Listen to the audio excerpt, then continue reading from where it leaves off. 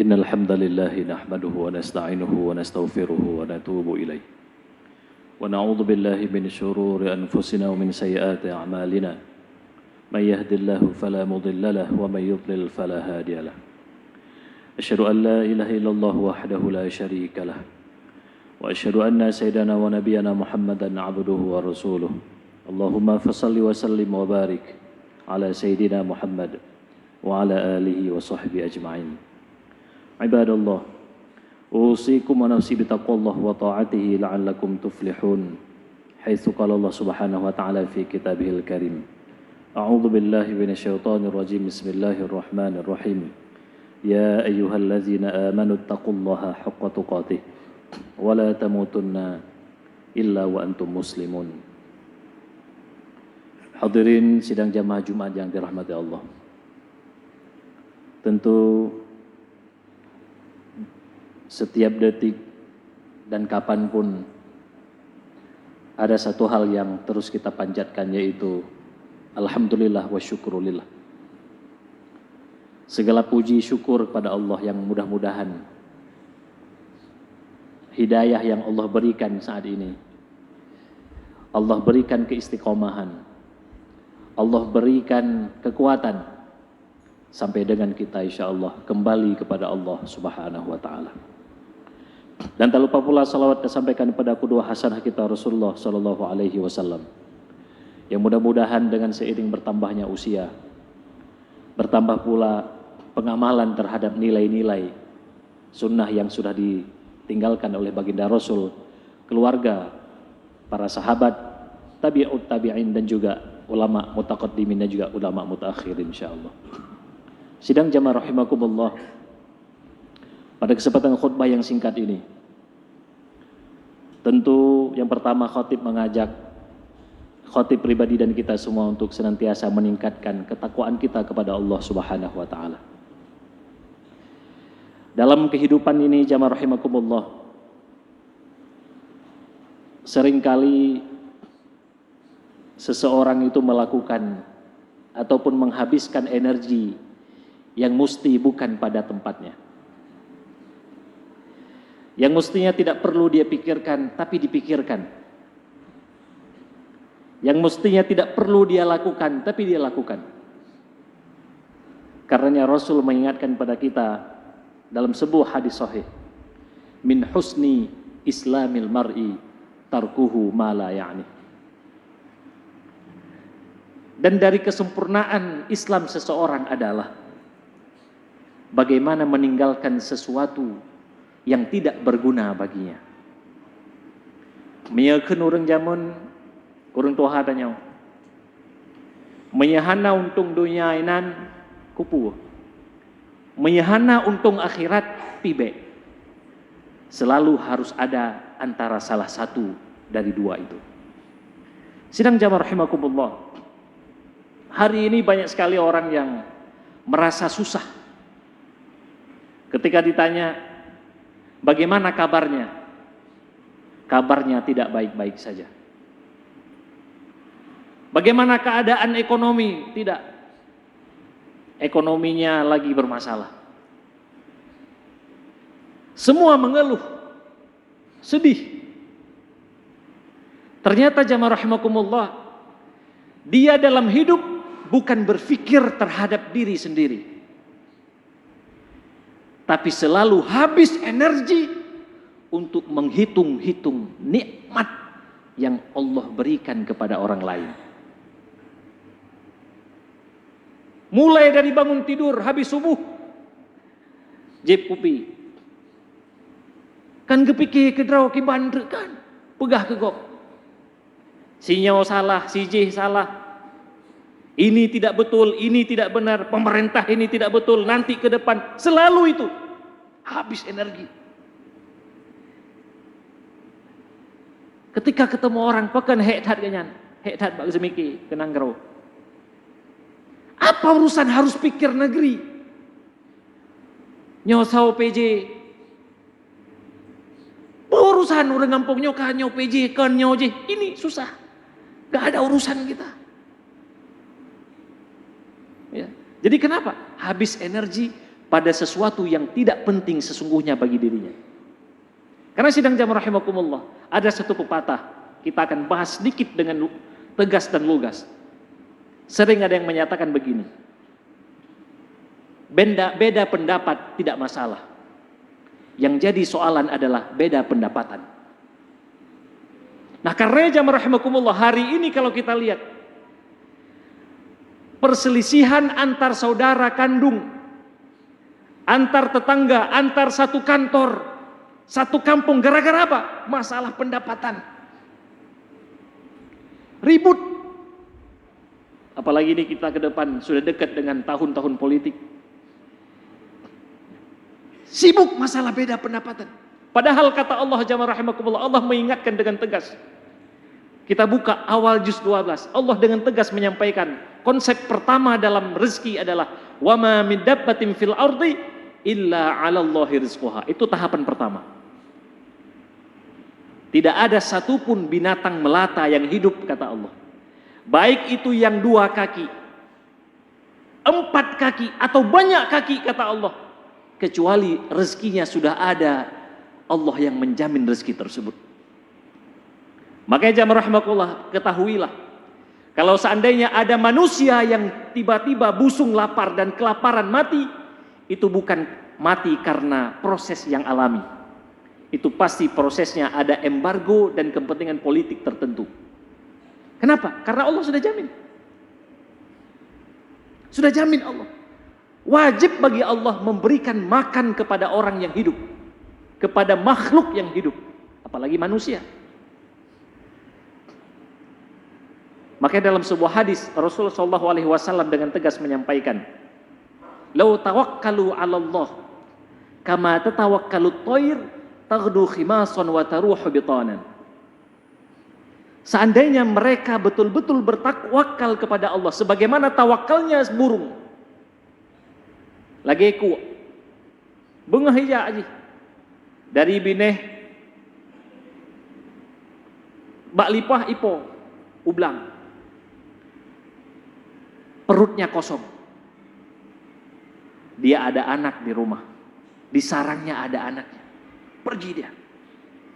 Tapi pulang apa kata Rasul? Taudu khimasan wa taruhu bitanan. Dia pergi perutnya kosong, pulang perutnya terisi. Kalau ditanya, apakah betul di sawah itu benar-benar ada rezeki? Dia percaya kepada Allah.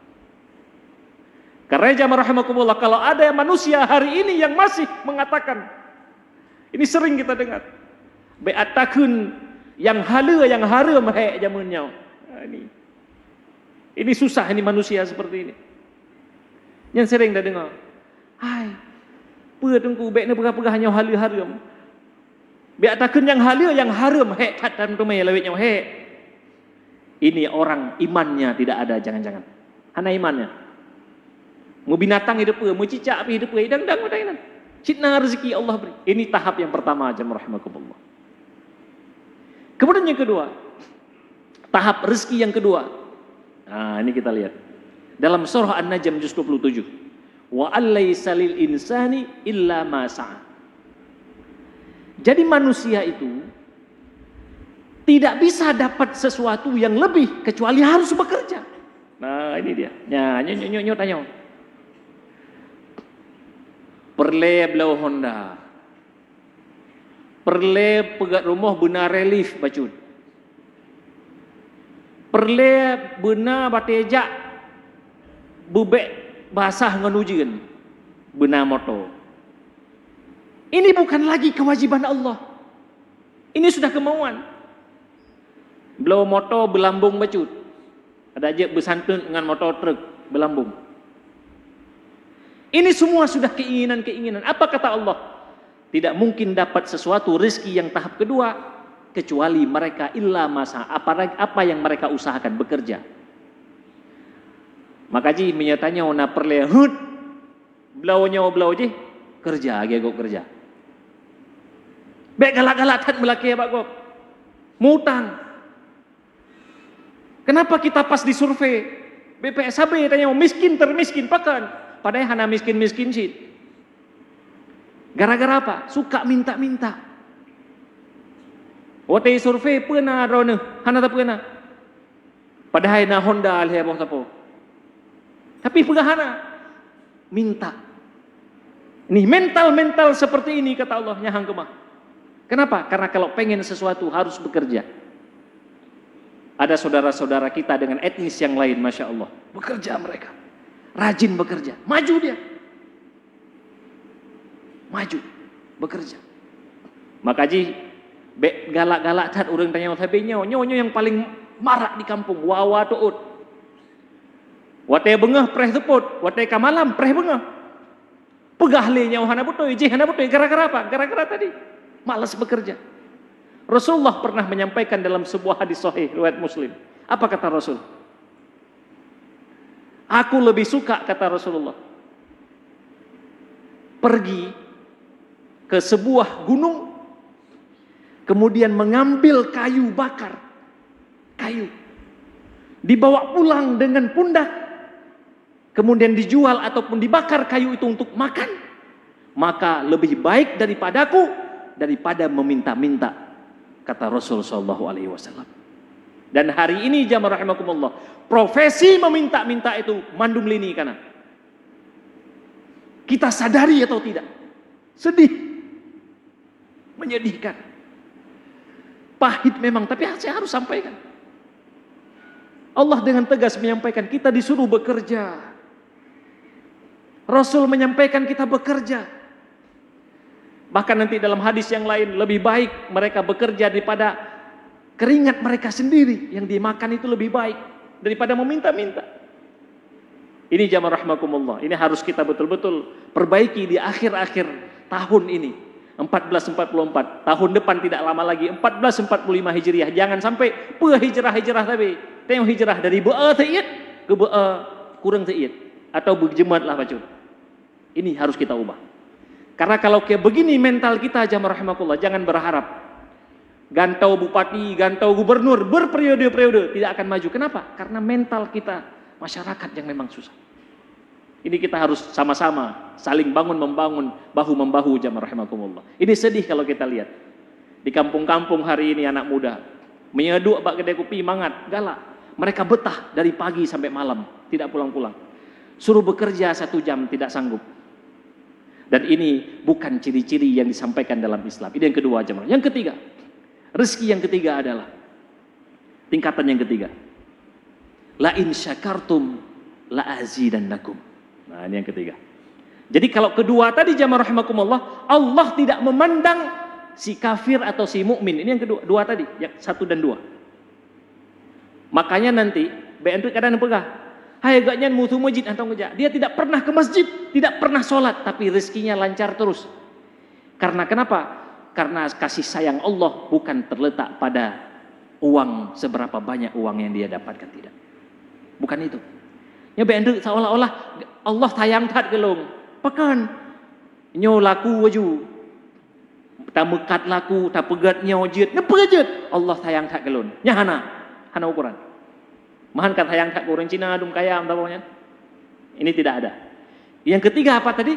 La in syakartum la azidannakum. Ini hanya khusus rezeki bagi orang-orang mukmin. Makanya jamaah rahmah yang ketiga ini jadi konsentrasi kita.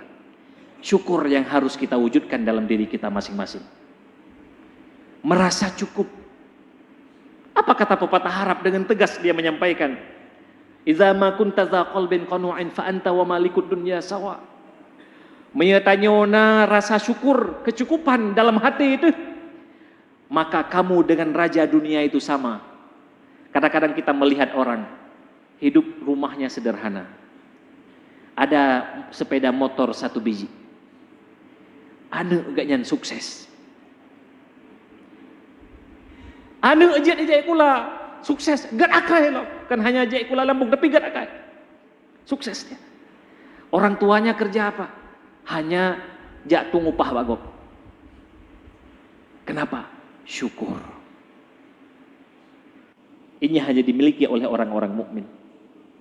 Kalau kita lihat jamaah rahimakumullah, ada orang-orang yang pemberian Allah bukan hanya secara uang, tapi juga yang lain-lain, kesehatan.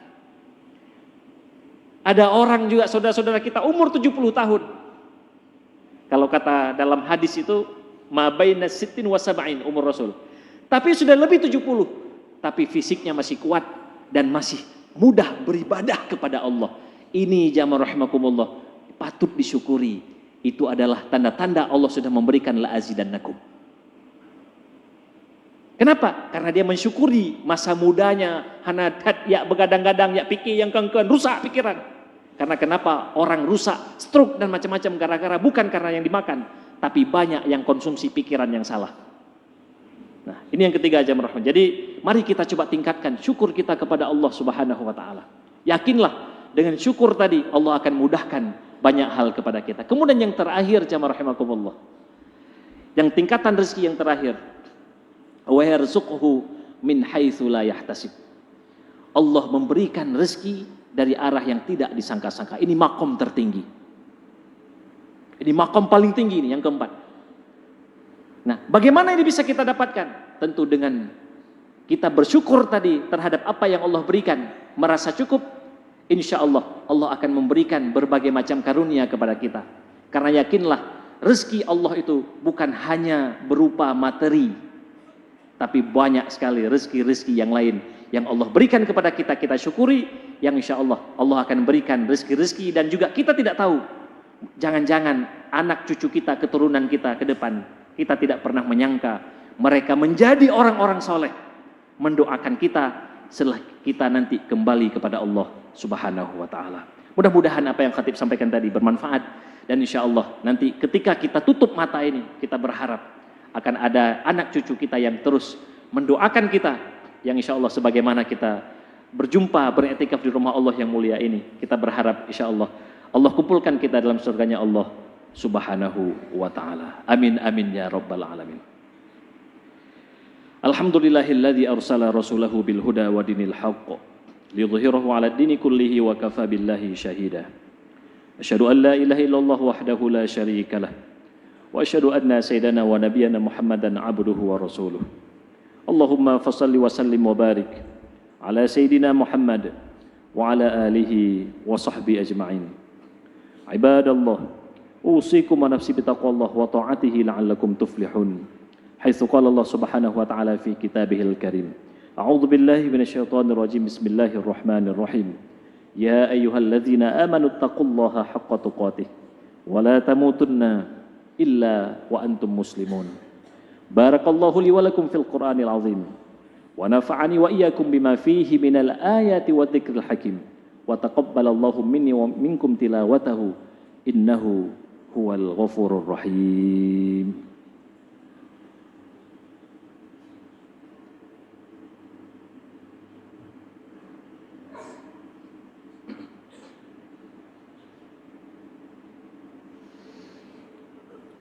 Alhamdulillahilladzi hadana li hadza wa ma kunna linahtadiya laula an hadanallah.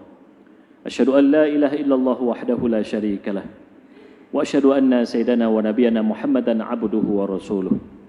Allahumma fashalli wa sallim wa barik ala sayyidina Muhammad wa ala alihi wa sahbihi ajma'in. Ibadallah, usikum wa nafsi bitaqwallah wa ta'atihi la'allakum tuflihun. Haitsu qala Allah Subhanahu wa ta'ala fi kitabihil karim. A'udzu billahi minasyaitonir rajim. Bismillahirrahmanirrahim. Ya ayyuhalladzina amanu taqullaha haqqa tuqatih wa la tamutunna illa wa antum muslimun.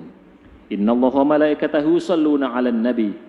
Ya ayyuhalladzina amanu shallu 'alaihi wa sallimu taslima. Allahumma ighfir lil muslimina wal muslimat wal mu'minina wal mu'minat al ahya'i minhum wal amwat. Allahumma a'izzal Islam wal muslimin wa ahlikil kafarata wal musyrikin wa dammir a'da'aka a'da'ad-din. Allahumma ij'al jam'ana hadza jam'an marhuma wa tafarruqana min ba'dihi tafarruqan ma'suma. Allahumma rabbana hab lana min azwajina wa dhurriyyatina qurrata a'yun waj'alna lil muttaqina imama. Rabbana atina fid dunya hasanah wa fil akhirati hasanatan wa qina azaban nar. Ibadallah, innallaha ya'muru bil 'adli wal ihsan wa ita'i dzil qurba wa yanha 'anil fahsya'i wal munkari wal baghi ya'idzukum la'allakum tadhakkarun. Fadhkurullahal 'azima yadhkurkum was'aluhu min fadlihi yu'tikum wa la dzikrullahi akbar.